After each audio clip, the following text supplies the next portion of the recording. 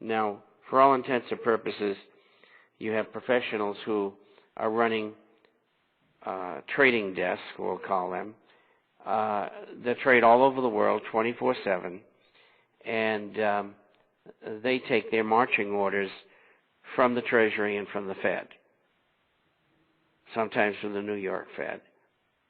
And they rig the markets every day. It's no secret. Just that nobody wants to talk about in Wall Street. All they want to do is make money. They don't want to be bothered with the details.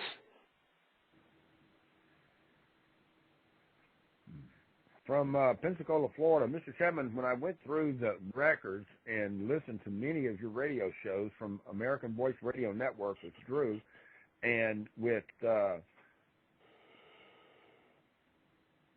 don't get this.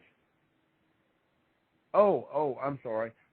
With other stations such as RBN, you've made comments about gold, and one of the trends that I've noticed is in the last 4 years, gold and silver during the month of June and July has basically gone down for about 5%, except for 2008, where it jumped in a price. But in August, it dropped severely in 2008. However, over the last 6 years, gold has gone up on an average of about 16%, where now it's well over, as you know, $1,200. And just 4 or 5 years ago, I was buying gold for $680. Obviously, you made a comment on Drew's program in 2007 that in 2010 or 2011, gold would go from where it is and could possibly reach as high as 5,000. Obviously, it is nowhere close to that today. But do you still stand on the fact that gold will go up to the $5,000 range within the next couple of years? Yes, and the reason why is the lack of recovery, and that's going to become quite evident shortly. Now, that's why you have everybody in government and the Fed screaming about how wonderful the economy is going to be and the recovery, because it's a recovery that essentially, except for inventory increases, doesn't exist. And then you got a sovereign debt problem all over the world. Everybody's broke, practically speaking. And so you're going to have this ongoing problem coming from a whole bunch of different directions. And the Fed has a choice here, and they're the ones who make the decisions with Wall Street and banking. And they can either continue to reduce the amount of money and credit they put into the system, as they have been for the past 14 months. Previous to that, they were increasing it 18%, 3.5%, 4% is normal, and now it's minus 5.9%. If they keep that up, and there is no stimulus, and the Fed does not increase money and credit through the repo system, then you're going to have a crash, and you're going to have a deflationary depression. You're going to have unemployment of 40 to 50%, and it's going to make the 1930s look like a picnic. In a church social. Colorado Al made a comment here, and it goes right along with a statement from Germany. Mr. Chapman, the first half of 2010 looks very similar to that of 2001, 2003, 2006, and last year, all with a notable run-up in prices featuring predominantly in the month of May and early June. But whereas the historic pattern suggests we may again see a pullback over these coming summer months, the circumstances of the current market appear to be different than in years past. Gold demand here in Europe is exceedingly high. I can't even find gold coins to buy, much less gold jewelry that's sold in pawn shops that the pawn dealers are giving good prices for.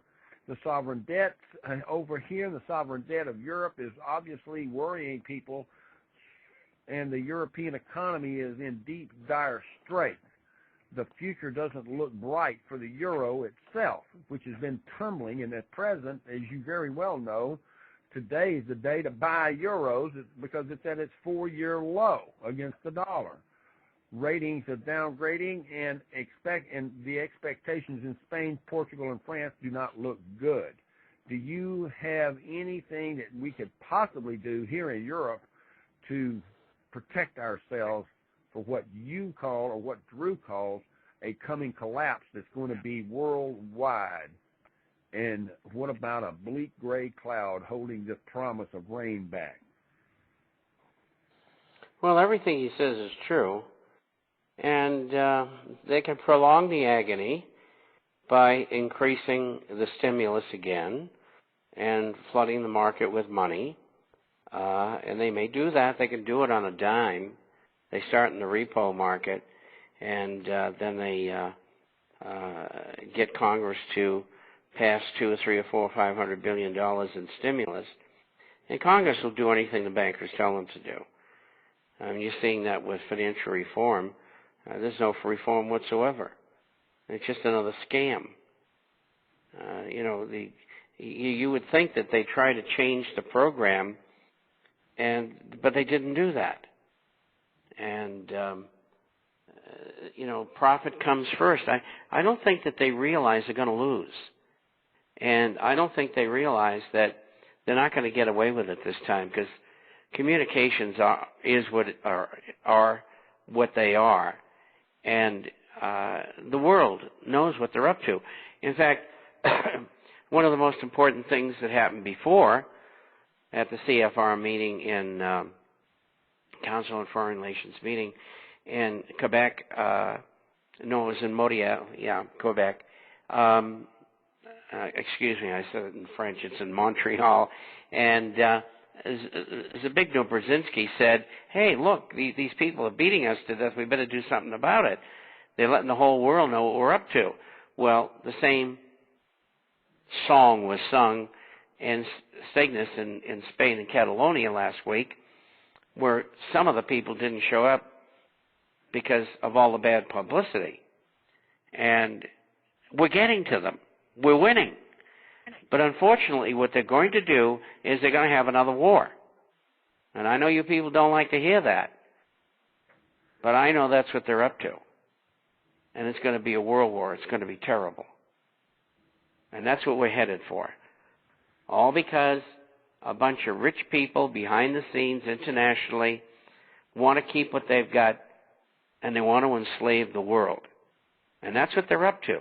And that's why they have all these wars, which they finance on both sides.